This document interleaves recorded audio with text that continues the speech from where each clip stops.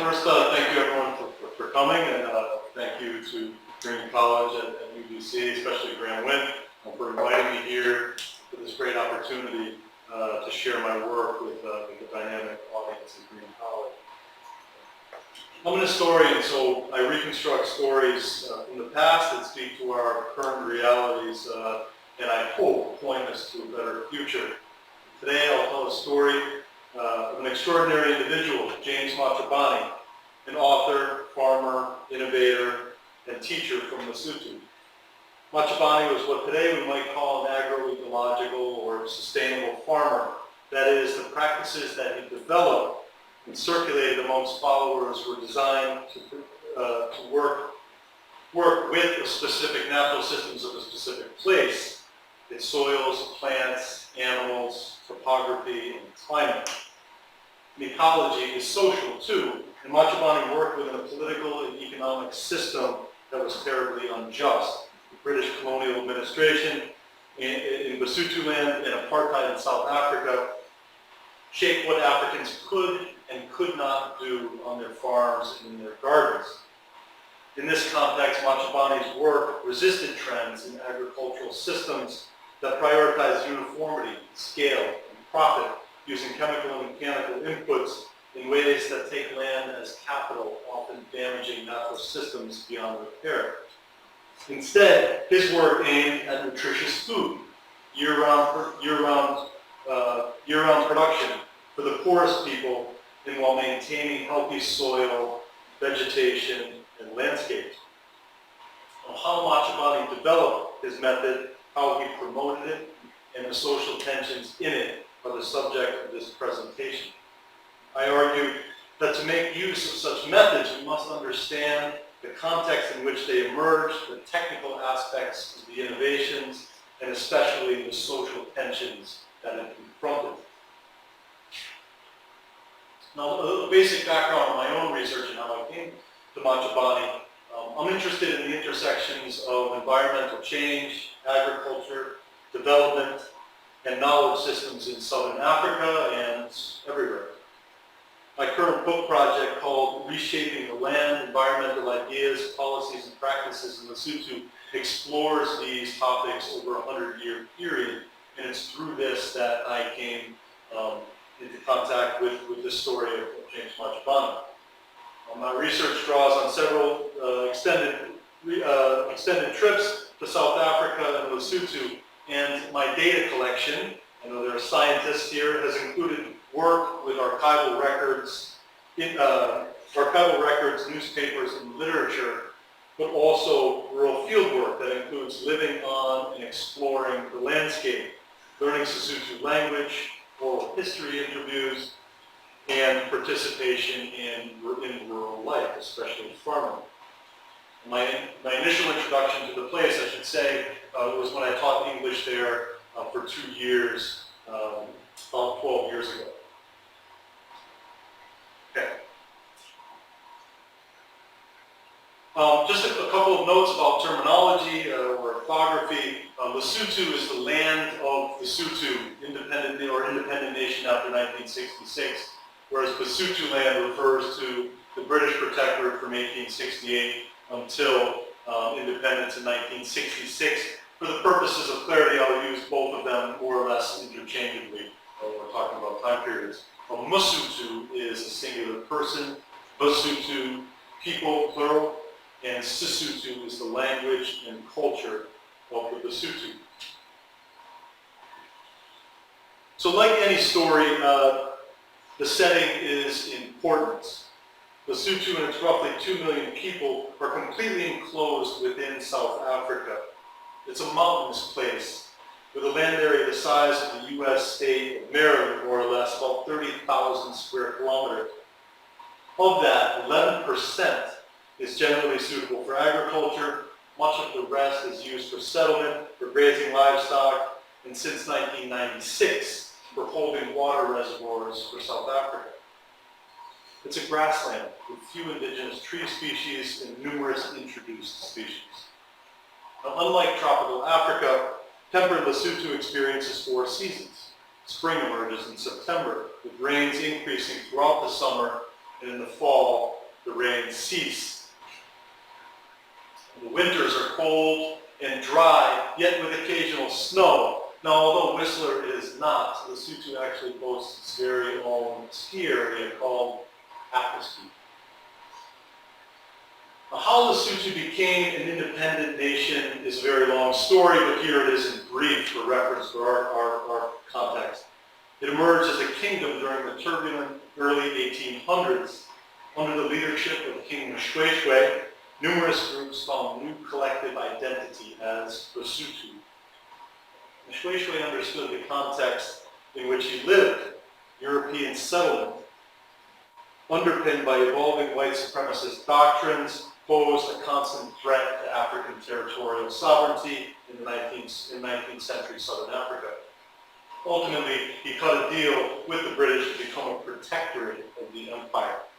That is, Lesotho would be under a colonial administration that governed ordinary Lesotho through an existing hierarchy of chiefs. Now, in so doing, making these deals, the kingdom was stripped of about 2/3 of its farmland. Do I have a cursor here? No, I guess not. You can see the series of borders and the treaties outlined here through a number of years. This shifted. The modern day border would roughly be the one that's shown for 1872. And this area above and outlying modern day Lesotho is still referred to many as the conquered lands.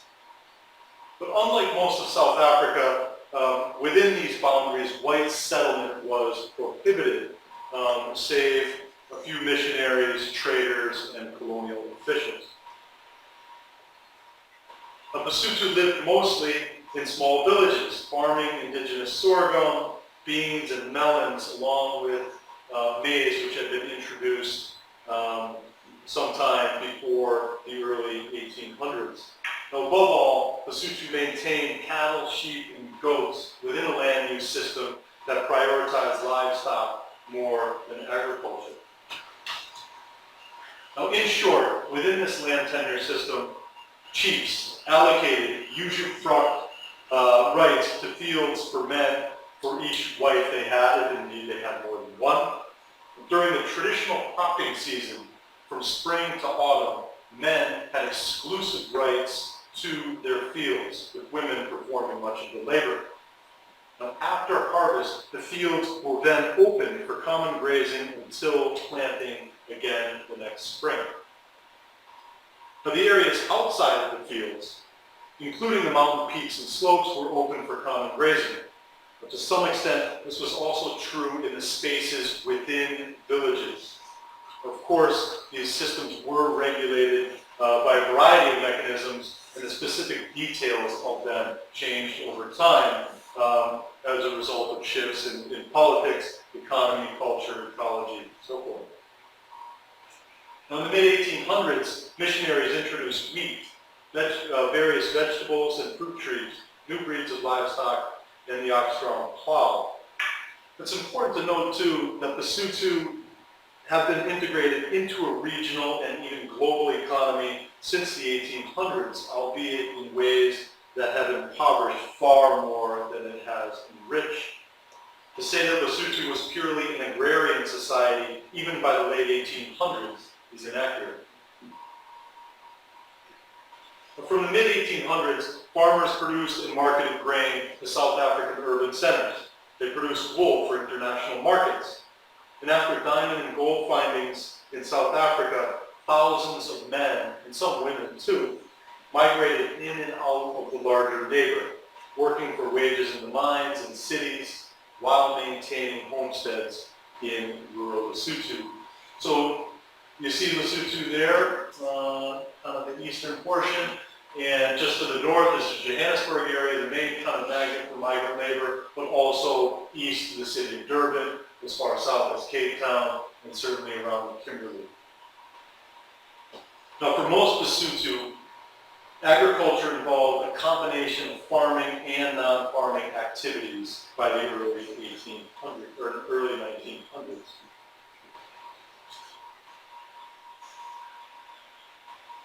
James Jacob Machobane was born in 1914 in the Orange Free State, north of Lesotho, where his father was a sharecropper on white-owned land.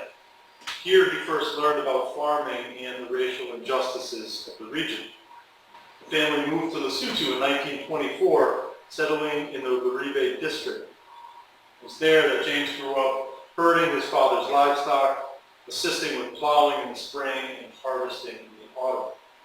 He took interest in food justice and gender inequality from a very early age. While just a teenager, he had observed destitute women gathering wild greens daily, returning with only meager harvests. To assist them, he planted a new garden, irrigated it from a nearby stream, and then gave the produce to them. When asked by his friends, or teased by his friends, who asked him how he would be getting paid for his work, he responded simply, "My reward is to see them eat." At age 17, Machobane began school at a Catholic mission and later continued at a Protestant school where he took a very serious interest in literature. He published several Sesotho language novels, in fact, dealing with moral issues, showing how the culture of a people must remain dynamic while retaining the best features of its own tradition. His second book, called Bapalatsani Yasokuflo, The Morning Star of the Vale, published in 1947, he tells a story about a magical bull and a chief's efforts to possess that bull. This is a work that showed his concern for the erosion of Lesotho institutions, for common people, and for the corruption of chiefs. Machobane's literary perspective anticipated his life's work, indeed, but his personal aspirations to empower poor Lesotho in the precarious social situation of the 1950s led him back to agriculture. So, what exactly did farming and food look like in 1950s Lesotho? Well, three sets of characteristics will show the difficult situation that most Lesotho confronted and will illustrate the context within which Machobane developed his work, which is very specific to that time.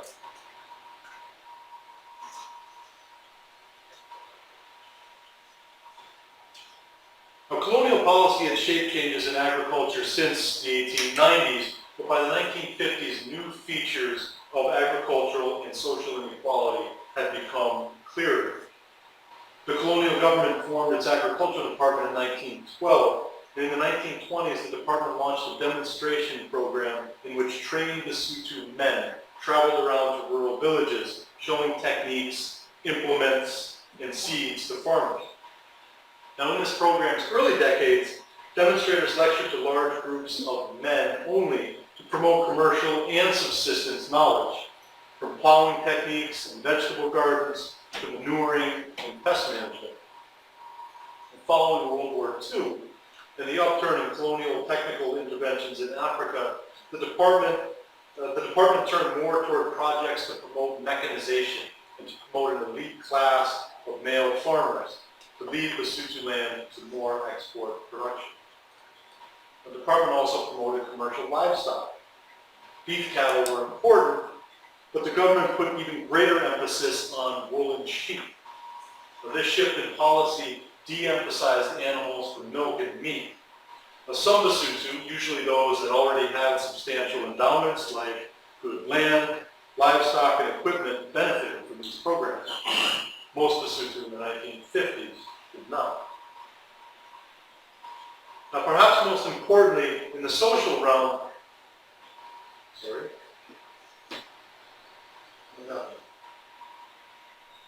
I somehow going through all my slides and not even know it. Apologies.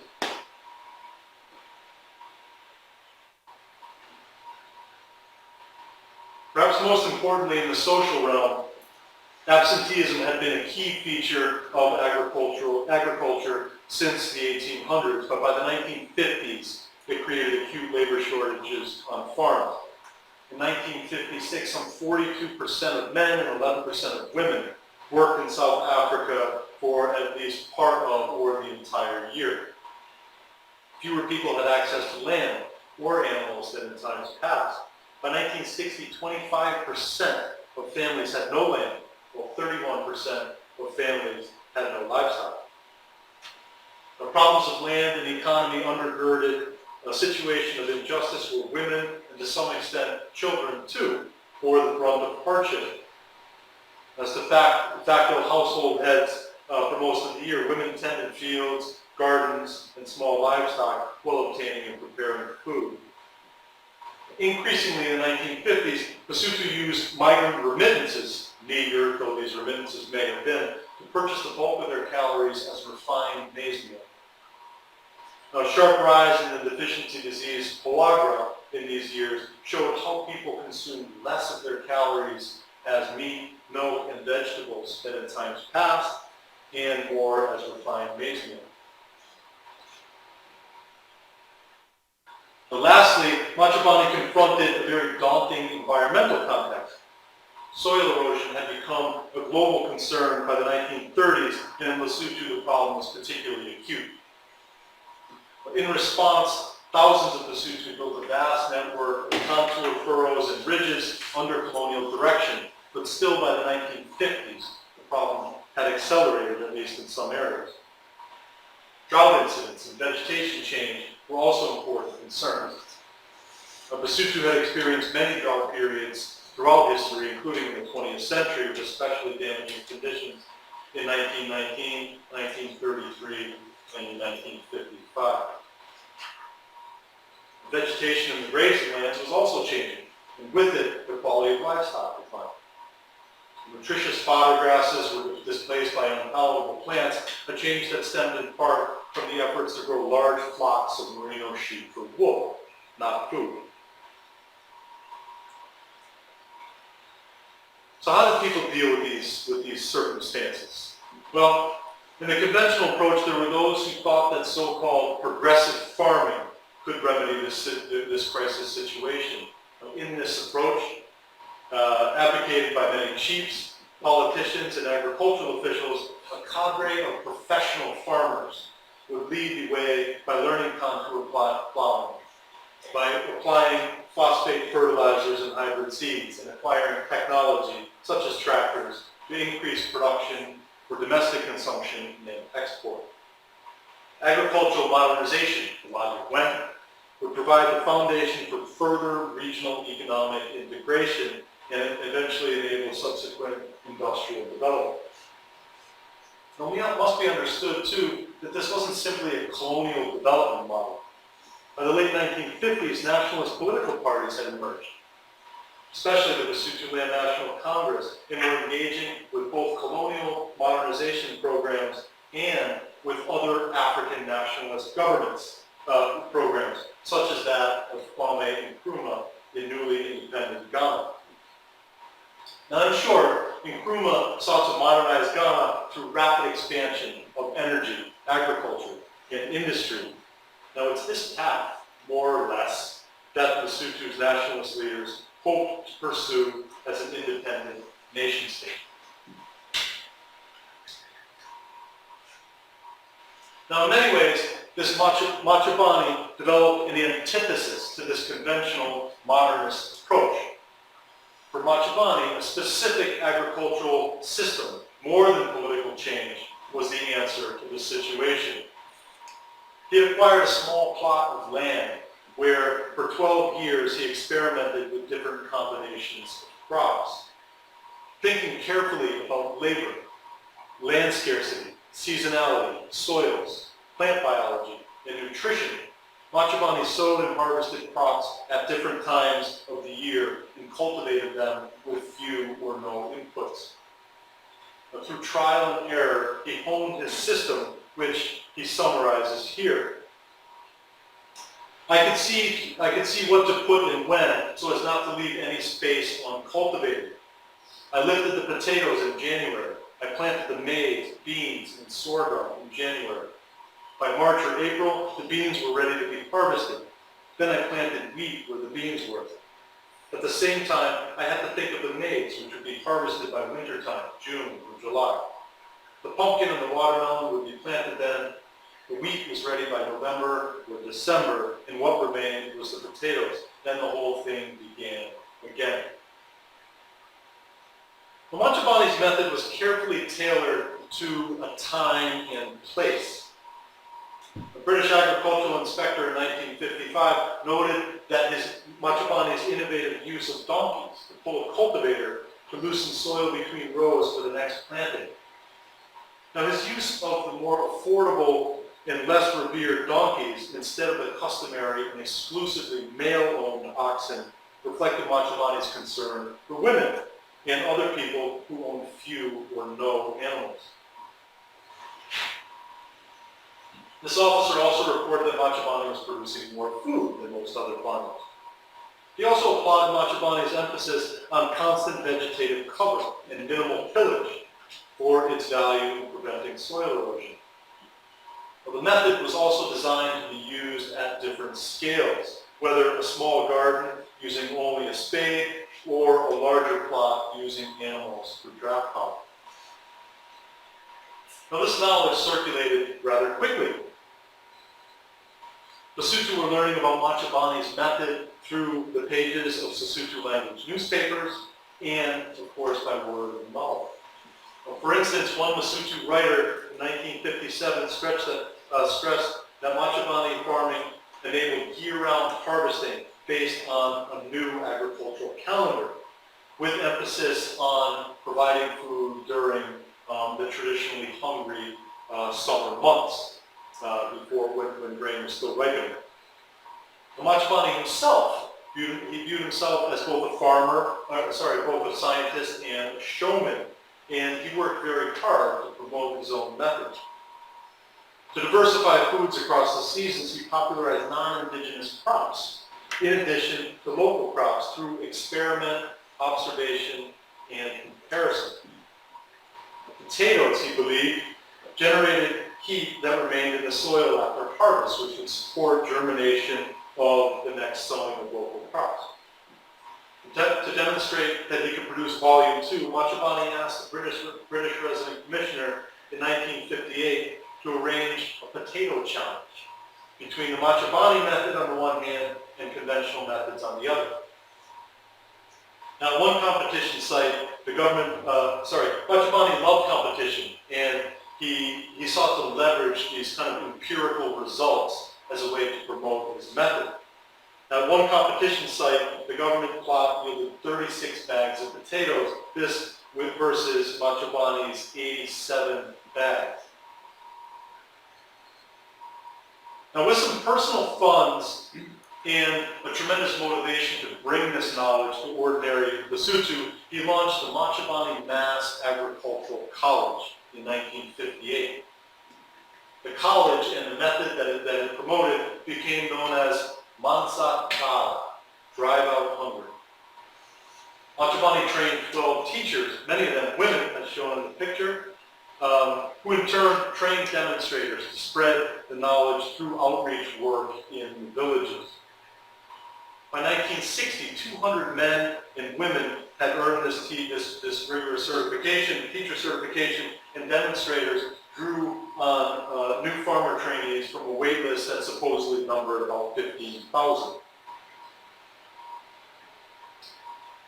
Machobane also engaged global circulations of knowledge. In 1959, he earned a travel grant from the Ford Foundation, with which he visited various farms and educational institutions in the UK, the US, Canada, and Germany, visiting varied institutions, such as the Tuskegee, the historically black Tuskegee Institute in Alabama, and Cornell University in New York.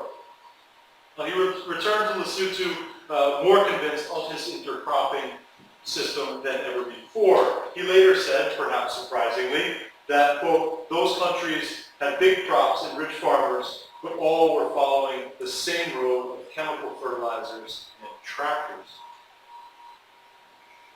Now, despite, or perhaps because of some international interest and his growing popularity in Lesotho, Mansa Kala ran into opposition in the early 1960s. Machobane drew rebukes from agricultural officials, including many of Lesotho. Machobane's method had diverged sharply from the mechanized and planned approach of the agricultural department. For him, as I said, crop rotation, mixed cropping, and manuring, not grass strips and contour ridges, would better stabilize soils. He also railed against government support for illegal farmers, a group who already had land and livestock. Machobane recognized the stark inequalities of gender, education, and socioeconomic status in Lesotho land, and he strived to endow people with the knowledge that could improve their lives through nutritious food production, regardless of what they had for land, livestock, or equipment. His opponents, however, believed that it was small-scale subsistence that created poverty, rather than offering a strategy to fight it. From this perspective, Machobane had no place in an emerging modern nation-state. In 1962, Machobane received threats of violence if he did not cease his work with the college, though it's not exactly clear where these threats came from. He appears little in official reports after 1963, and sadly, the college was closed in 1965. Now, it seems this closure owes to some combination of repression by government, to financial problems, and even to some disinterest on the part of farmers. Now, although Machobane continued his work, repression actually increased after 1966. Now, after decades of repression under authoritarian governments in Lesotho, Machobane finally convinced the National University of Lesotho in 1989 to have his system adapted as part of the USAID's Soil and Water Conservation Program. Now, in the 1990s, finally, the government of Lesotho recognized Machobane as a viable method for farming in Lesotho. Machobane died in 2006, but his method endures amongst a small but committed group of farmers dedicated to fighting environmental injustice through agriculture.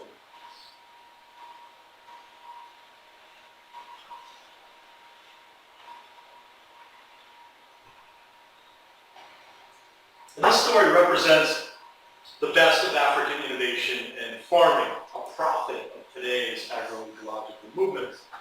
In this particular view, Machobane's theories and practices project all modernization and green revolution schemes, which have relied on commercial fertilizers and seeds, expensive implements, access to credit, stable markets, and private land. As has been the case in post-colonial contexts in Africa and throughout much of the global South, larger schemes have dominated agricultural development since World War II. Today, based on very similar logics, multinational corporations grab lands to produce biofuels and other export commodities, displacing local people and annihilating local ecologies. The proponents of schemes like these, for both political and practical reasons, try to squash people like Machobane.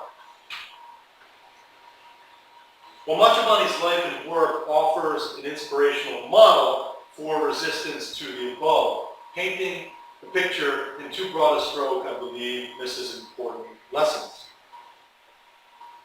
Machobane's vision was actually modernist in its own right, and it conflicted with many Lesotho beliefs and practices, complex that I believe we must understand. For instance, he supported land reforms that sat uneasily with many Lesotho. From his early days of experimenting, Machobane fenced in plots, and he urged his followers to do the same.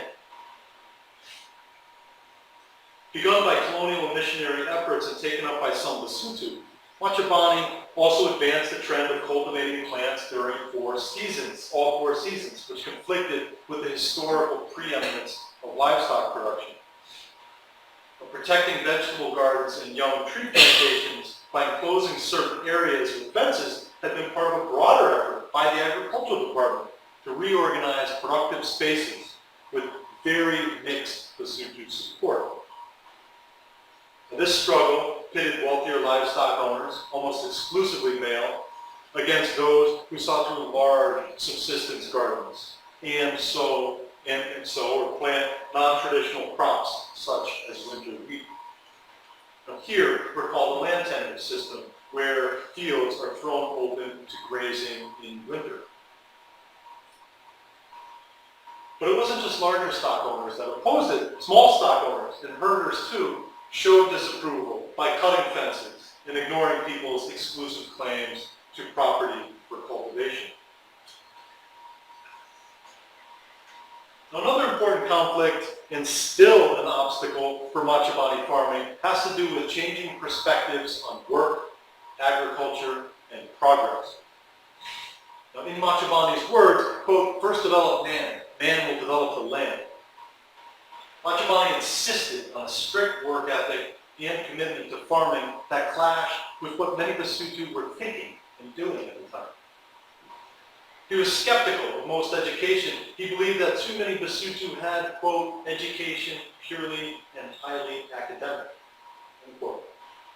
For Basotho and rural people more broadly, he insisted that working the soil was the only real way to progress. He saw his method as a toolkit to address the injustices through a radical commitment to new agricultural and social principles to achieve self-sufficiency. When he resurfaced publicly in the 1990s, he used the slogan, "Stick to thy hillock." He also criticized urban life in general, arguing that urban living was, quote, "completely foreign to Basotho, and it is totally against their culture," unquote. Now, in some ways, very uncomfortable ways, I would add, this philosophy accommodated the colonial and segregationist projects, which sought to develop Africans as farmers or tradesmen. Now, Africans, in this particular view, were essentially rural people who should stay in rural areas unless working a labor contract in so-called European cities. This, of course, is a deeply racist myth. Well, Machobane also saw a moral component too, right? It's not all material. He saw a moral component in agricultural labor and joined a chorus of African and non-African voices in the 1950s in articulating the importance of work and knowledge in this regard. But agricultural systems like Machobane's are only as good as people's desire to dedicate year-round labor to them. In fact, in the 1950s and 60s and now, many Basotho worked or sought work away from farms as teachers, nurses, police officers, miners, clerks, shopkeepers, doctors, artists, and of course, politicians. So, what can this case tell us about a world, our world, in which climate change accentuates environmental injustices through intensified drought and flood, among other ways? What role will agroecological systems play in this future in a social context where fewer people want to farm full-time, not more people? These problems are not Basotho's alone. The 2011 Food and Agricultural Organization report used Lesotho as a case study to explore ways of strengthening capacity for climate change adaptation in agriculture. Now, its authors explained that, quote, "warming over southern Africa land masses will likely be greater than the global annual mean in the years to come. If the devastating droughts of 2015 through 2016, and 2018 through 2019, both of which contributed to food security problems for many people in the region, were any indicators, the authors of this report were correct." Now, the FAO and the government of Lesotho now advocate a, quote, "new system called conservation agriculture for growing diverse foods while protecting the soil and defeating the scourge of drought." Research is developed at Cornell University in the United States. Conservation agriculture, or as the Basotho call it, ikoti, holes, is the translation, is based on concepts of conserving soil, plant nutrients, and moisture. The farmers of this system dig and maintain separate holes for each plant, as you see in the pamphlet here. A few people, as far as I can tell, have adopted conservation agriculture culture, and farmers report that it requires simply too much work to sow and cultivate the weeds when they spring up, from the land. Now, along with Tikoti, Lesotho's agriculture department now promotes Machobane farming as an official approach to agriculture, at least on paper. Now, the potential for these intensive, labor-intensive, knowledge-intensive systems, as I see it, is also a paradox. So for Malefi Sakesa, a former Machobane farmer and now carpenter who I spoke with in 2018, Mansa Klala was an innovative system and one that he was very proud to have learned and practiced. But carpentry, which requires skill and hard work too, offered him a wider range of opportunities that do not depend as much on dedicated labor nor on the serendipity of a changing environment. Now today, Lesotho faces enormous challenges from HIV/AIDS and unemployment to food security and tightening immigration policies with South Africa, all of which, of course, are interrelated. Now, while fewer people are able to find work in South Africa, some work in garment factories in Lesotho for very low wages. Others compete for jobs in Lesotho's recently opened diamond mines, both of which, I should add, are owned and operated by foreign companies. But nonetheless, these are very coveted jobs. Many government tractors sit idle because most farmers cannot afford to pay for their services or have lost confidence that the increasingly erratic rains will irrigate plowed fields of cereals, at least enough to produce a viable crop. But with little choice, many young men and women are returning to rural homes to explore different possibilities in agriculture. Moving toward a conclusion, in this context, agroecology must play a part, and it is playing a part, all over the world in addressing interrelated issues, ranging from urban and rural poverty, food sovereignty, gender inequality, environmental injustice, and systemic racism. Now, these numerous and varied initiatives, regenerative, resistant, and potentially transformative, form an important part of what your own Graham Wynne, in his recent article in Environmental History, has called an ecology of hope. I would also argue that agroecology, or sustainable farming, or whatever it is we choose to call it, cannot come at the expense of a direct political engagement with the structures that have kept the majority of Lesotho and so many others poor and marginalized since the 19th century. Now, these structures, of course, are much bigger than Lesotho, and I should add, resistance is widespread and growing, to be sure. Now, the Alliance for Food Sovereignty in Africa, for instance, is an African transnational organization working tirelessly to create a more just and sustainable ecological and social and political world.